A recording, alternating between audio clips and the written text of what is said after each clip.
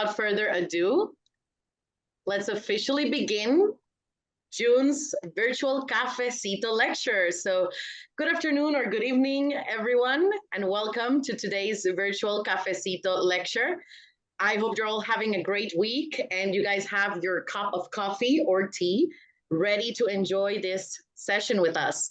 My name is Natalie de la Torre Salas, and I am the public archaeologist for the Florida Public Archaeology Network, Southwest region.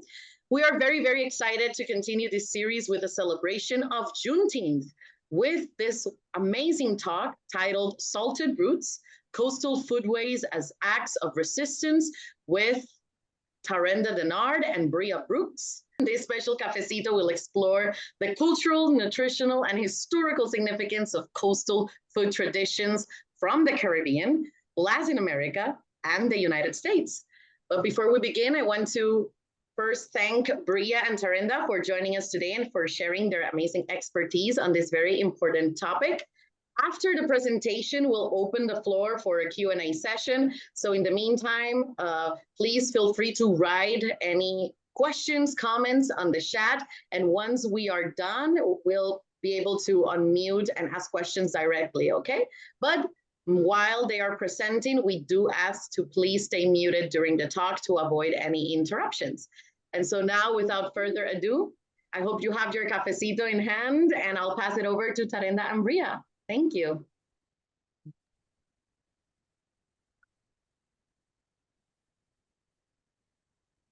Hi, everyone. Thank you again for tuning in this afternoon. We really appreciate it. And thank you, Natalie, for inviting us to do this presentation. I always enjoy the opportunity to give back to the community, and it feels very special to be giving back to the Southwest region, being that I'm from South Florida. So my name is Tarenda Dennard. I am a clinical dietitian. I have been a clinical dietitian for the past 3 years at HCA Florida West Hospital in Pensacola, Florida, but I have been in the field of nutrition for the past 10 years, and the majority of my nutrition fieldwork has been inside of the community. All right, and I am Bria Brooks, and like Natalie, I work for the Florida Public Archaeology Network, but I'm here in the Northwest region based in Pensacola. I'm a coastal archaeologist, and I've been working in underwater archaeology for about 4 years now, and my research is centered around the African diaspora and Marronage, which is the escaping of enslavement. So to jump right into our presentation, we want to give you guys a foundation of what we actually mean by coastal foodways and resistance. So coastal foodways, what we mean are these culinary traditions that have developed along coastal environments, and usually by migrational and cultural adaptation. And for this presentation, we're particularly talking about African descendant people here in the Americas. And what we mean by resistance are these communities' desires and will to keep their cultural identity and also survive the harsh historical environmental realities. And you can see these wills and desires through these culinary traditions we'll be talking about today. And when you talk about these communities, you can see that they share these cultural identities throughout the whole African diaspora. And when we mean coastal, we just don't mean beaches. We mean rivers, bays, estuaries, lakes, even the muddy stuff. And a lot of African descent people live along these places. A significant amount of African people live along the coast here in the Americas. Now, it was hard for me to find any type of statistics of people of African descent who live on the coast because of the nuances of how people identify in different countries. But just to give you guys a bit of a layout, here in America, African Americans make up about 12 or 13% of the country here, but we make up 20% of people who live along the coastline. So if you think about places like Brazil and the Caribbean, you'll see even larger numbers of African descent people along the coastline. So we're talking about hundreds and hundreds of millions of people of African descent living along these bays, oceans, rivers, and estuaries. So the coastal communities that we're going to be discussing today are the Caribbean, Latin America, as well as U.S. American South. So how these people got here is through forced migration, through the transatlantic slave trade, being taken as prisoners of wars prisoners of war in West Africa. So the transatlantic slave trade began in the 1500s when Africans were forcibly transferred to the Americas, which shaped the economics and foundations of culture at the time. By the 1600s, you see a large expansion during the transatlantic slave trade because colonial empires begin to rely on the forced labor that's going on here. During the 1700s, you see a peak of the transatlantic slave trade, which is ironic because it's the peak around the same time as abolition movements. So between 1720 and about 1807, you see the largest forced immigration of Africans into the Americas. And during the 1800s, you see the ban of the importation of Africans into the Americas. Then a few decades later, slavery itself in the Americas is actually banned in regions at different times. But when they brought people over here, they didn't just bring people, they brought food, ideas, and culinary practices, which we'll be talking about today. Absolutely. So in terms of migration influences food preferences across the different regions, the unique cooking methods that were used by these people, as well as ingredients. Food is also a cultural anchor for migrants. They were able to preserve their identity as well as continue the similar traditions in different environments. So why is nutrition important to archaeologists? Like Tarenda just said, nutrition tells us a lot about migration, where people are, where they've been, and sometimes where even they might go. It tells us about colonialization, tells us about environmental shifts, technological innovations. Nutrition can also tell you about diets, like the social differences on what people are eating can tell you about inequalities like gender, race, sometimes age. So what people are eating also tells you about the social dynamics of the culture. Cultural food preferences also offer insight into belief systems. Through nutrition, you can tell what people value. What they're eating tells us a lot about the lifestyles they're living as well. So I wanted to just give you guys a tidbit. We won't talk about this much in this presentation, but two subfields on archaeology that focus a lot on nutrition are bioarchaeology and zooarchaeology. So zooarchaeologists study animal bones and bioarchaeologists study human bones. So nutritional analysis helps explain for zooarchaeologists why some animals might have been favored over others. Helps with migrational patterns if people are eating more protein versus plants and why that might be in certain areas. And for bioarchaeologists, sometimes they focus a lot on childhood nutrition, which tells us a lot about survival rates, which could also tell us about societies that are facing famine and surplus of food. So food can tell us a lot and help us answer a lot of questions on what's going on in the past.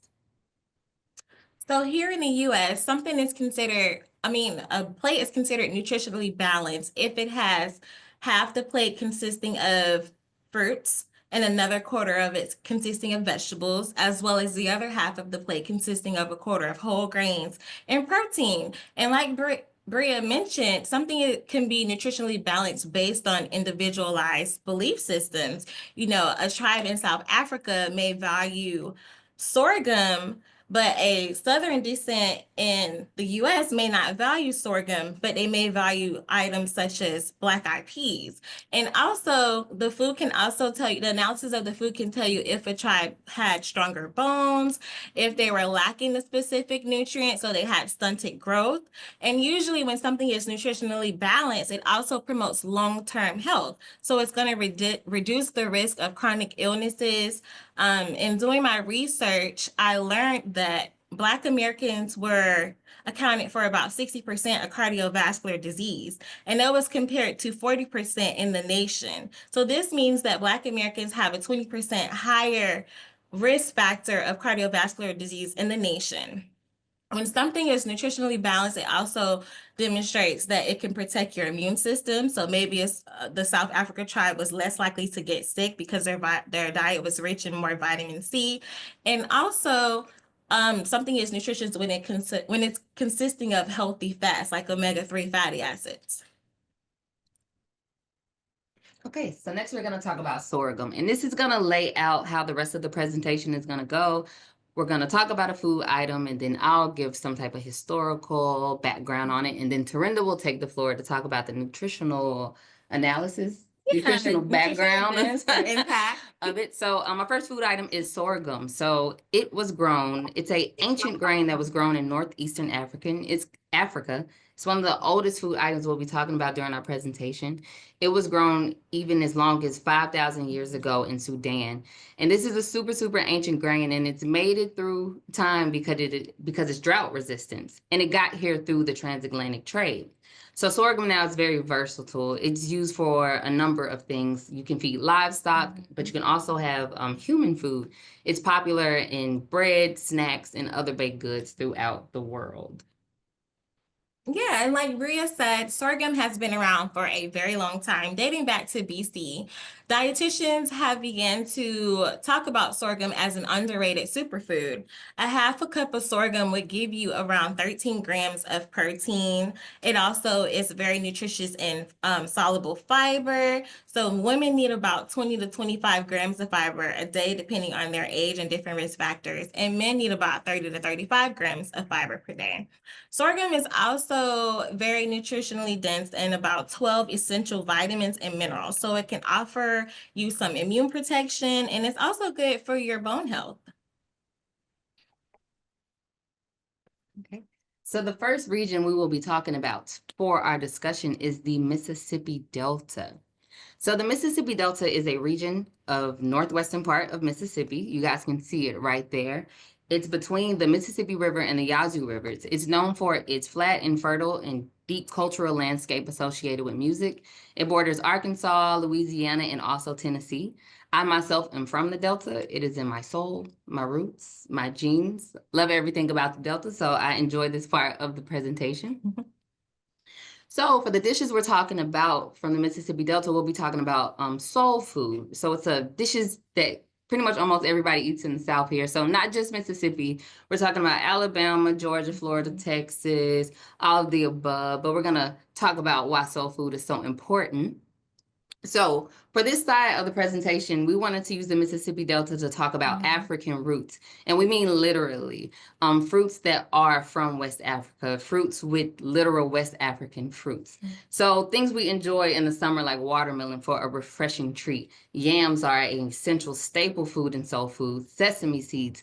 Okra is extremely important across the African diaspora in general. And black-eyed peas, what we all like to eat on Sunday morning. So watermelon is from the Kalahari Desert. Black-eyed peas is from West or North Africa. It's kind of debated. Okra has been grown in East Africa for thousands of years. Sesame seed can be found in sub-Saharan Africa, but it's debated that it was found in the Middle East. But all of these plants have African roots. And when we say African roots, we're not just talking about the plants, we're also talking about food preparation and these culinary routines. So when you think about something like collard greens, even though collard greens are not a native African plant, the preparation of collard greens is a culinary routine that was brought over from West Africa. This idea of using leafy greens and boiling them in soups and stews is something people in West Africa have been doing for hundreds and hundreds of years that was brought over here during the forced migration. And also deep frying is a practice that's been going on in West Africa far before colonialism and far before slavery. So using these savory dishes to make crisp, flavorful things throughout the African diaspora by frying them is something that's been happening long before colonialism and slavery. And to also talk about African roots, literally and figuratively, I was struggling with that word. I want to talk about black-eyed peas. So black-eyed peas is actually associated with a hoodoo tradition. So hoodoo is a folk and spiritual tradition that was developed in the African-American South. It's a blending of West African voodoo, Christianity, and indigenous practices. So when you hear hoodoo, the first thing you think is voodoo, but it's distinct from voodoo, but it's influenced by it. Now, this is something I did all my life. You eat black-eyed peas before the new year starts because you want the new year to begin in a great way and continue on to be a great way. So this actually is a tradition that has its foundations in hoodoo, and I think a lot of us in the South didn't know this. It also happens in Alabama, Georgia, and Florida. So us continuing this tradition of eating black-eyed peas for the new year is something that we don't know, but it's a continued West African tradition that is still going on to this day. I don't think I did it this year, so we'll see how things go. And if you're into anything hoodoo in the Mississippi Delta, there is a great movie, a blockbuster movie that came out this summer called Center. So go check that out. It's about the Delta. They're talking about soul food. They're talking about hoodoo. So if you're into that type of thing, you guys can check this movie out. So, like Bria, we also ate black eyed peas as a tradition. We would have night watch service on New Year's Eve, and the black eyed peas would be soaking and getting ready for us to eat on New Year's Day. A cup of black eyed peas will give you roughly around 39% of fiber. So throughout this presentation, you'll see me highlighting key nutrients that are going to be heart healthy and explaining their daily value percent. Anything that's higher than 10% means that this food item has a high concentration of it. Black eyed peas also has around 13 grams of protein, and it also gives you around 24% of iron and 10% of potassium. So if you're suffering from iron deficiency anemia, then you definitely want to add black eyed peas into your eating regimens. Now, normally how black eyed peas are cooked in my household, they are made with smoked ham hocks or pigtails. But to keep black eyed peas nutritionally dense, you can use smoked turkey. This year for New Year's, I actually didn't add any meat to my black eyed peas. And you can also use brown rice instead of white rice. The brown rice will increase the fiber content of this meal, which will help aid in digestion, which will also help lower your LDL. That's a specific cholesterol that is not good in your body. So it helps lower your risk of heart disease when you reduce the amount of LDL that's in your blood, as well as it'll give you a mixture of complex carbs. So if you eat a black eyed peas dish and you include the brown rice, then you'll feel a lot more full and you won't have to add extra menu items because you'll feel full and satisfied from consuming the black eyed peas with brown rice. And then also you could use the smoked turkey. Now, if you do use smoked turkey, you want to boil the smoked turkey at least 3 times, rinse the water off, and then add that meat to your pot of beans. Watermelon. So growing up, watermelon was definitely eaten during the summer seasons. And like Bria said, it is very hydrating. A cup of watermelon gives you, 2 cups of watermelon gives you roughly about 80 calories. So it's really a really healthy snack to have. It's not too high in calories. And it'll also give you about 25% of vitamin C. So it's going to give you those antioxidants to help protect your immune system or prevent free radicals that can be floating around into your health system, into your diet. Into your body, not your diet. Oh, awesome. Can anyone drop in the chat how they picked watermelon or how they picked watermelon or was taught? Because growing up, we would get our watermelon from Mr. Tony that parked his pickup truck on the side of the bread house, and my dad would go on the back of the pickup truck, pick through the watermelons to see which one was the best one, and then he would look at the bottom to see how ripe the watermelon was. So if your watermelon is just a slightly yellow, it's not super ripe. I mean, it's ripe, but it won't be the sweetest. You want to wait until your watermelon has a little bit more dark pigmentation, and that'll let you know that you're bound to have a good watermelon. Watermelon also has something called L-citrulline in it, and that produces nitric oxide, which is very good for your blood vessels. And if you're suffering from high blood pressure, watermelon can also help to lower your blood pressure. This is also a heart healthy snack because if you are suffering from chronic heart failure and you have to be on a fluid restricted diet, then adding watermelon into your diet will not only keep you hydrated, but it'll also reduce the amount of volume that you're putting into your diet.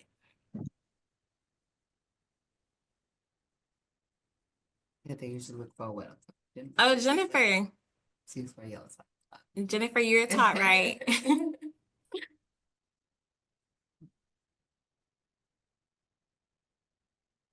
So the next region we will be talking about next is Louisiana bayous. So the Louisiana bayous are a slow-moving marshy water and wetland located primarily in the south, what's that? eastern part of Louisiana. So a lot of the cities bordering the Gulf of Mexico. So if you guys know Morgan City, Baton Rouge is in the northern parts of the Louisiana bayous, but it's mostly on that southern edge of Louisiana. So for the Louisiana bayous, we're going to talk about one-pot meals, which we all love and know. They're super easy to make. You know, you can throw a lot of ingredients in a crock pot, let it stew, and it'll be ready when you're done. So some notable Louisiana one-pot dishes are, I think, that we all know and love, are jambalaya, gumbo, dirty rice, red beans and rice, and etouffee. So one-pot meals in Louisiana, just like they are like mixing and putting things in one bowl, they're like a creolization of cuisine.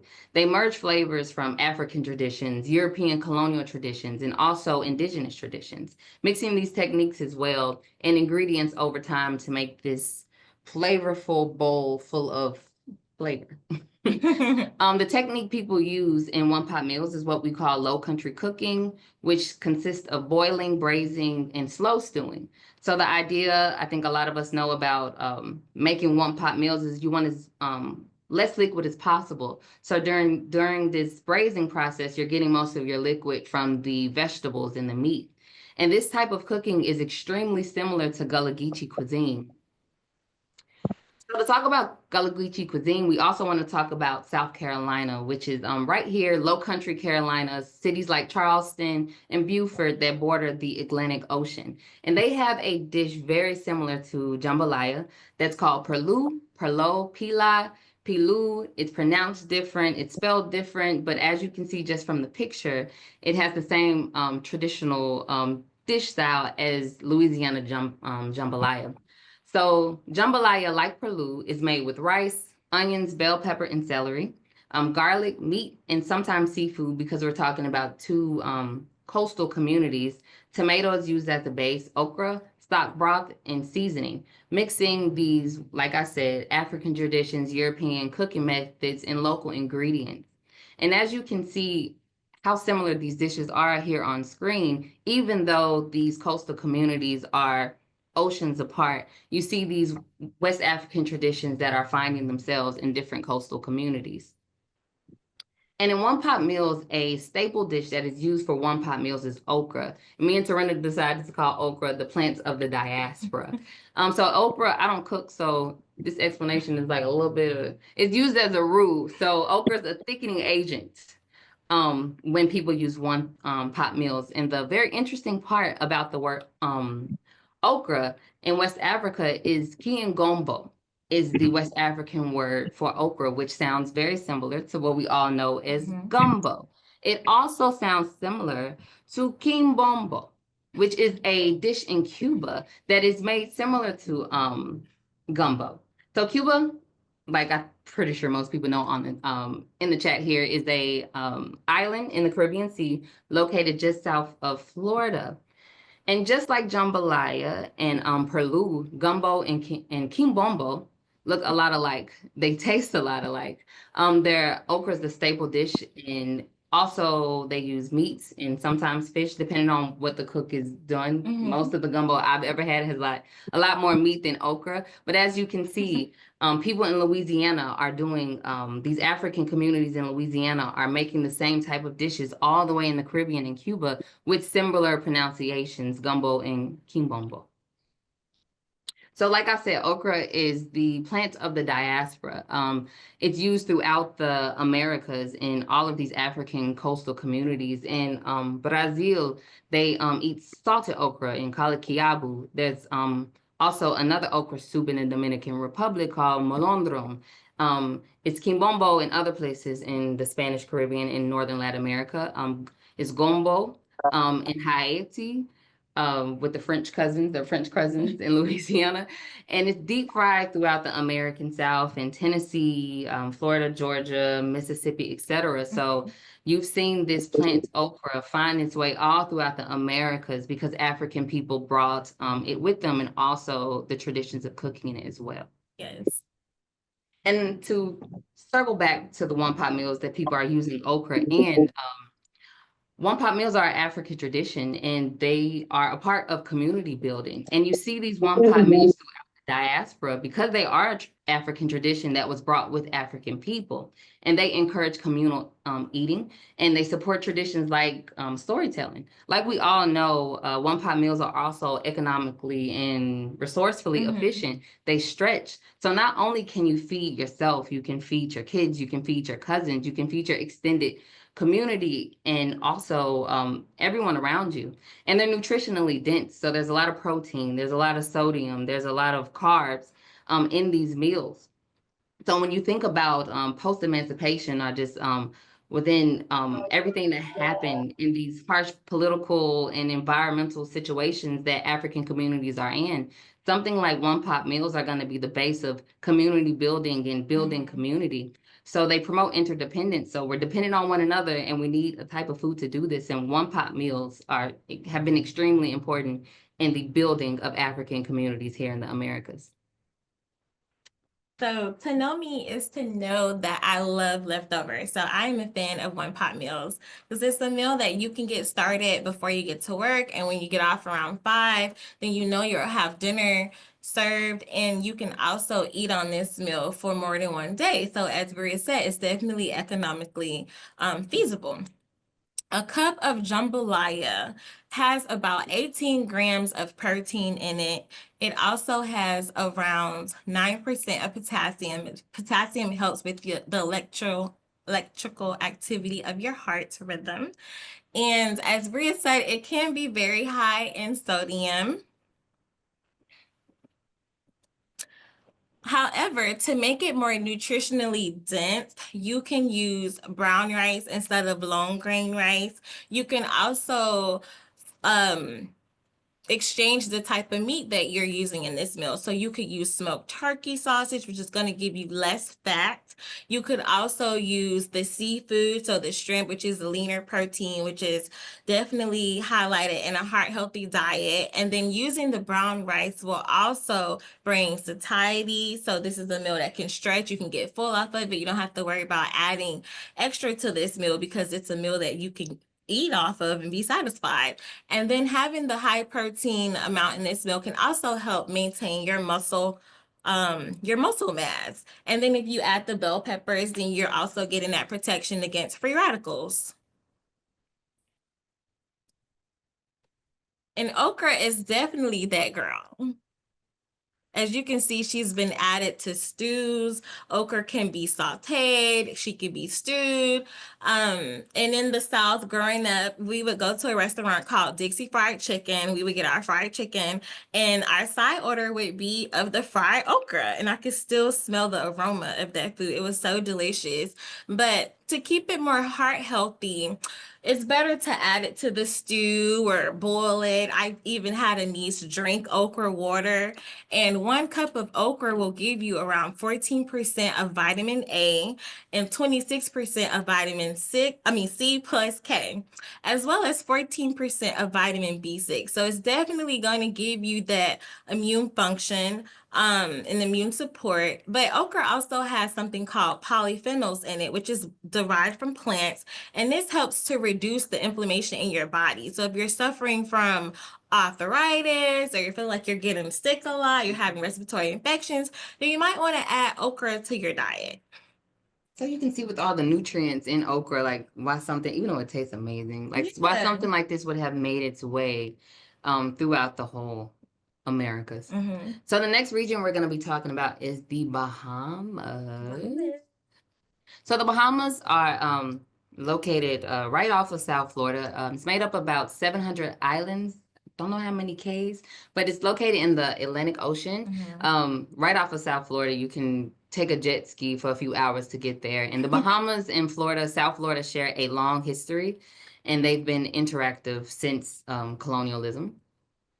So for this part of the presentation, we want to talk about local ingenuity. We talked about community building and dishes having African roots. But with the Bahamas, we wanted to talk about resourcefulness. So Bahamian cuisine is a model of resourcefulness because it's an emphasis of local ingredients and traditional techniques that people have brought over from West Africa. So farmers and fishers brought those techniques and culturally adapted to the Bahamas. to produce these dishes that we love and know from within Bohemian cuisine. So Bohemian people, you know, they make do with what they got.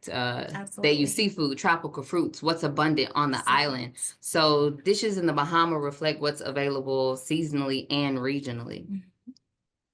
So to talk about this resourcefulness, a lot of Bohemian dishes include local fruits. Even though some of these fruits aren't native to the Bahamas, they grow well. They're native to the Americas and they grow well in the Bahamas. So fruit like guava and jackfruit, and how do I pronounce that again? Soursop. Soursop, mango and coconuts are all staples in the Bohemian diet. And they're used to make sweet treats like benny candy, which is a staple treat there that is also made with sesame seeds, which we discussed in our African root slide. Guava is a Bohemian fruit, and they make guava duff. And rum cake is a staple dessert in the Bahamas, which I love so much. And we threw this slide on here because I was like, Tarenda told me about rum cake, and I'm like, where did rum come from? And rum was actually arguably developed in Barbados. So Barbados is hailed as the king of rum. And rum was actually developed on sugar plantations, most likely by enslaved people in the 16th and 17th century. So during the sugar refining process, a byproduct of this process is molasses. So African people in Barbados, during this sugar refining process, use molasses to make rum during a fermented process. And the fermentation of drinks is a long practice in West Africa, which is these, like we keep on repeating, these technologies that are coming over here and these culinary practices. So the fermentation of molasses to create rum is just a continued tradition of like what's going on in West Africa. In West Africa, they fermented things like palm to make palm wine. So the development of rum is also a continued tradition of culinary practices for coastal foodways. To get back to Bohemian resourcefulness and local ingenuity, seafood is extremely important in the Bohemian diet. They use grouper, conch, and fishes like snapper as well. And outside of the local cuisine and the local ingredients, peas and rice is extremely important to the Bahamas. And that is like a linguistic issue for me because I say rice and peas, but Tarenda's Bohemian and she kept saying, no, girl, it's peas and rice. But it's a staple dish in the Bohemian. So it's this side that's going along with all this local cuisine and these local ingredients. But the continuation of Bohemian people using peas and rice is a reflect of African culinary influence from West Africa. So you see it made in the Bahamas with ingredients like onion, garlic, coconut milk, Scotch bonnet to keep that depth and that heat in that flavor. And peas and rice are not just eaten in the Bahamas, they're eaten all throughout the diaspora. So like okra, peas and rice has made itself everywhere. You see rice and beans, peas and rice all throughout the African diaspora. In West Africa, you have jollof rice, you have gallo pinto in Central America, rice and peas and rice in the Caribbean, arroz con frijoles in Spanish Caribbean and Northern Latin America, diri aqua in Haiti, red beans and rice with their French cousins in Louisiana. And you also have Brazil has their own dish of peas and rice. So like okra, you see this spread throughout the Americas when it's here, this continued culinary African tradition. Yep. So peas and rice, thank you, Bria. Peas and rice is definitely a staple just in the Caribbean as well. And growing up, we would eat peas and rice. As Bria said, the rice was cooked with coconut milk to give it more of a, not necessarily a savory, but more of like a sweet taste. And it made the rice just feel and taste like so rich, and the ramen smelled so good. A cup of peas and rice will give you roughly around 24% of protein, as well as 21% of dietary fiber. You can also receive 13% of iron if you were to eat a cup of peas and rice. So with that being said, peas and rice is considered a complete protein. With a heart-healthy diet, you are encouraged to incorporate plant-based proteins into your diet to reduce the amount of animal fat that you're getting. So peas and rice can also be considered a meal for meatless Mondays or meatless Tuesdays.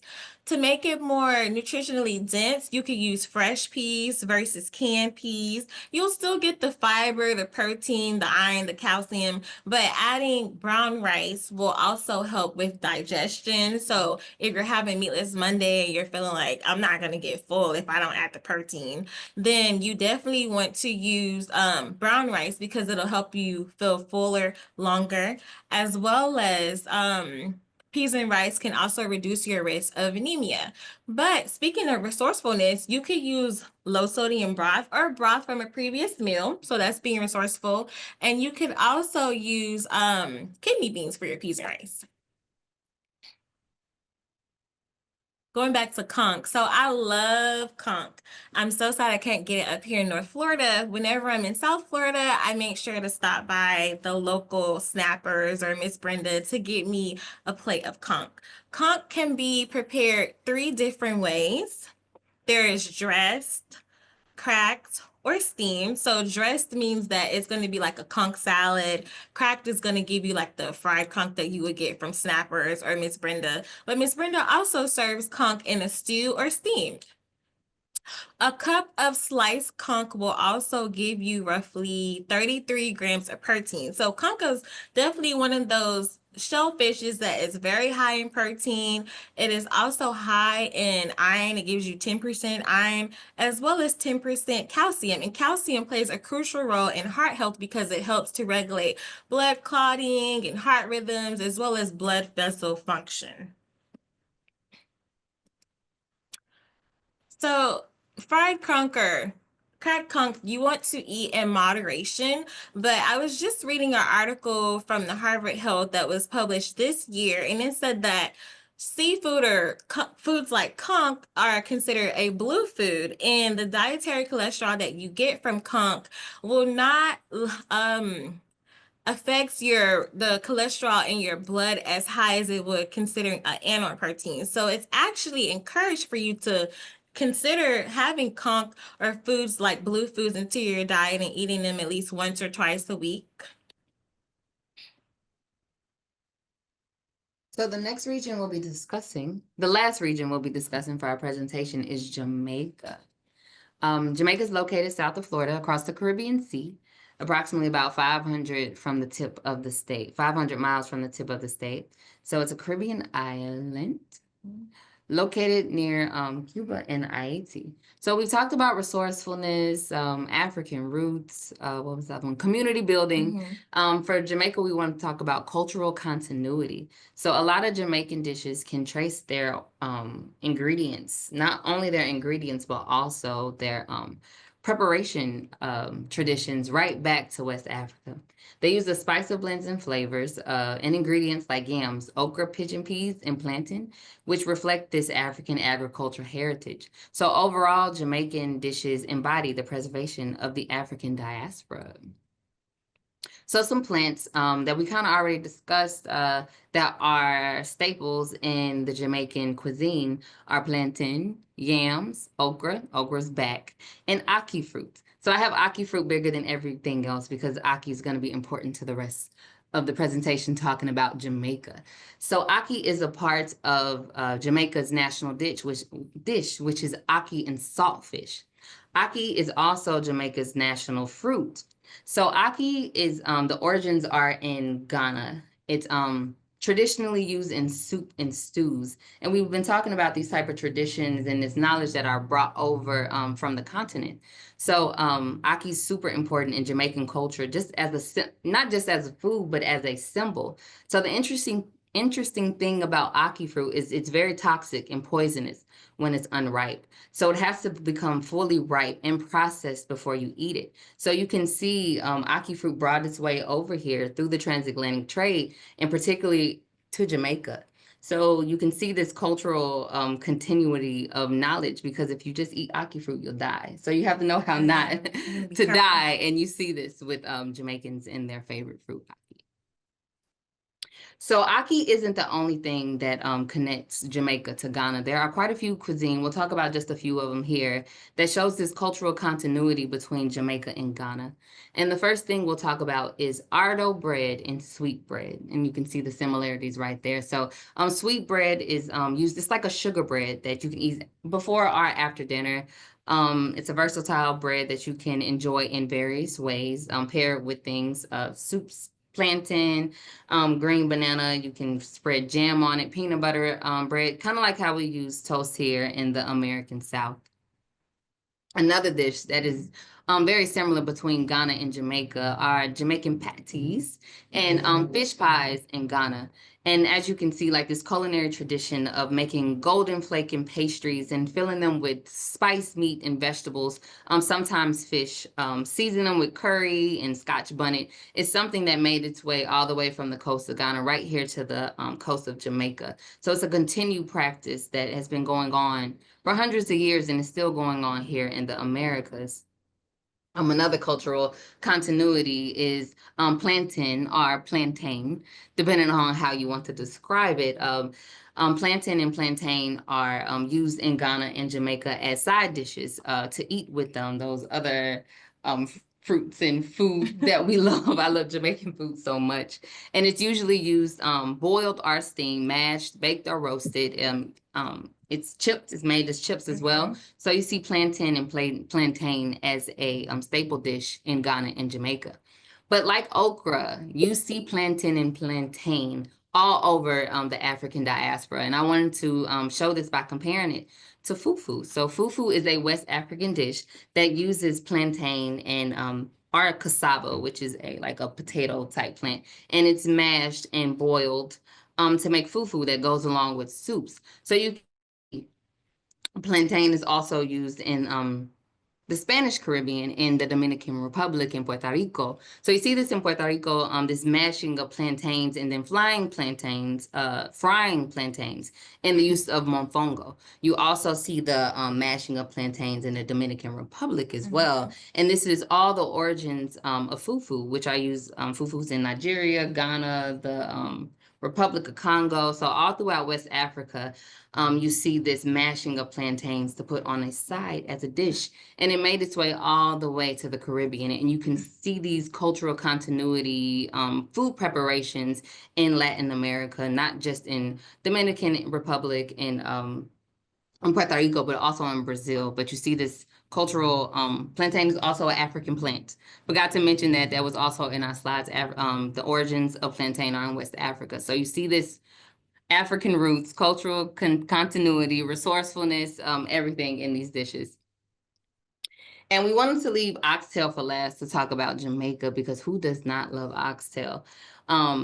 Oxtail is now a delicacy and a world-known dish, but it was once considered a scrap and an undesirable cut of the cow that was discarded and given to African and enslaved communities in the Caribbean. But Jamaicans, they made do, and they made delicious. They made a dish we all know and love now.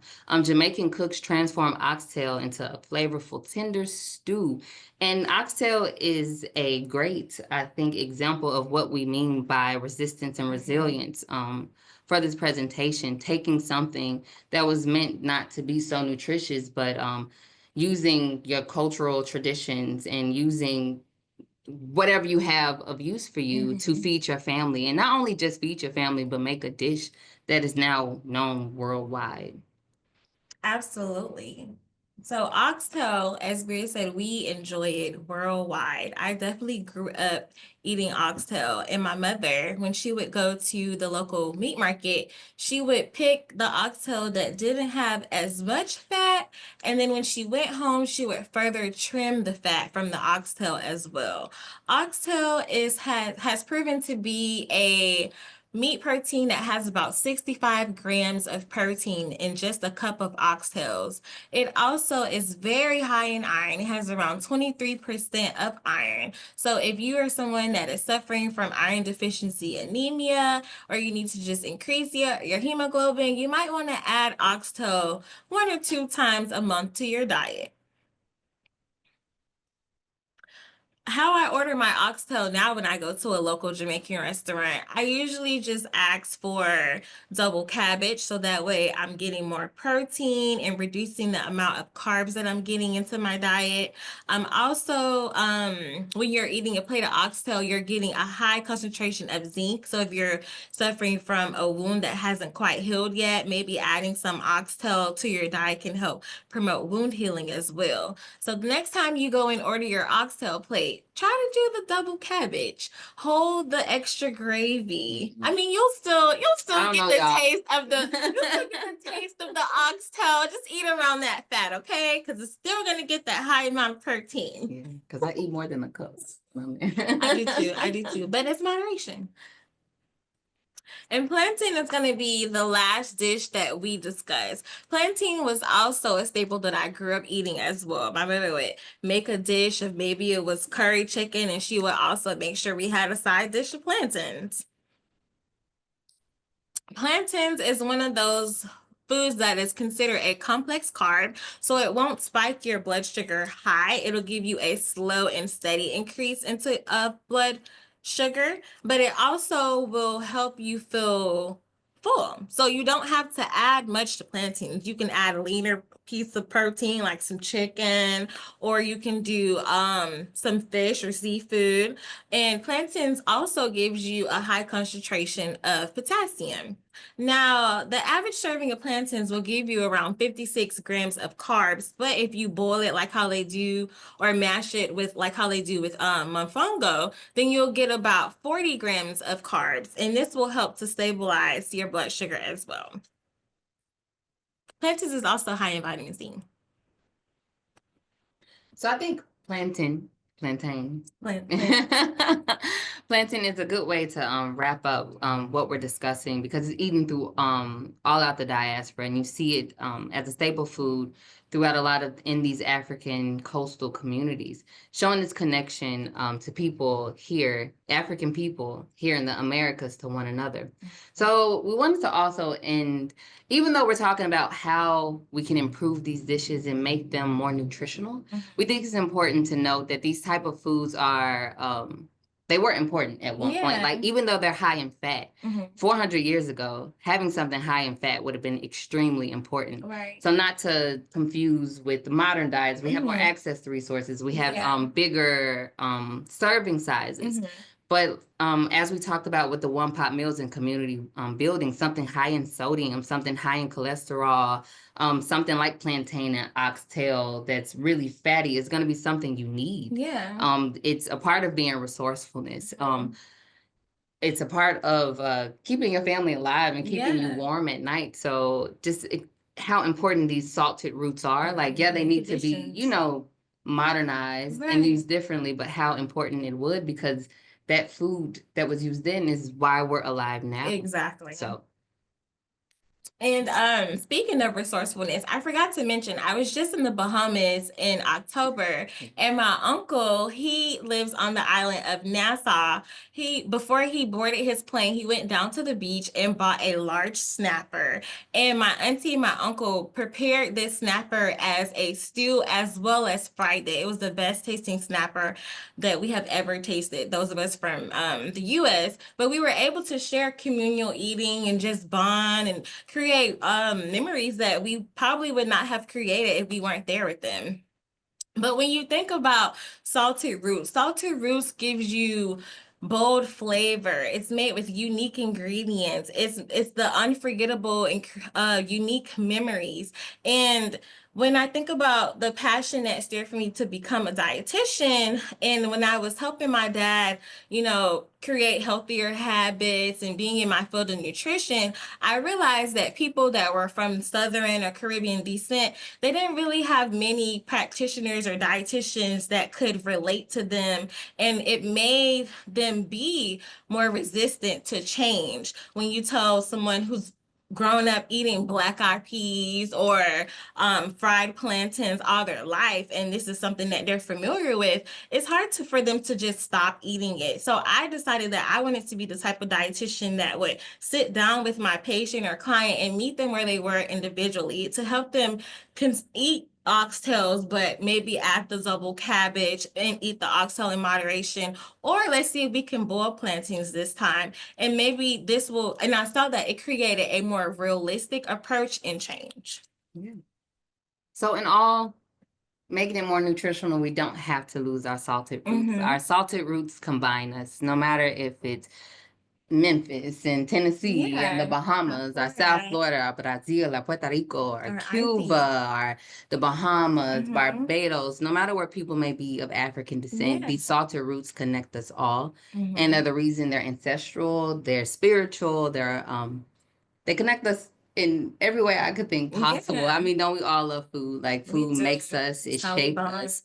So no matter where people are in the world, we all share these traditions. And we are here today because of the food that was brought over and the local ingenuity and the community bonding and the resourcefulness of African descended people before us. And we are grateful for their resilience and their resistance of coastal foodways. So thank you all. Thank you all.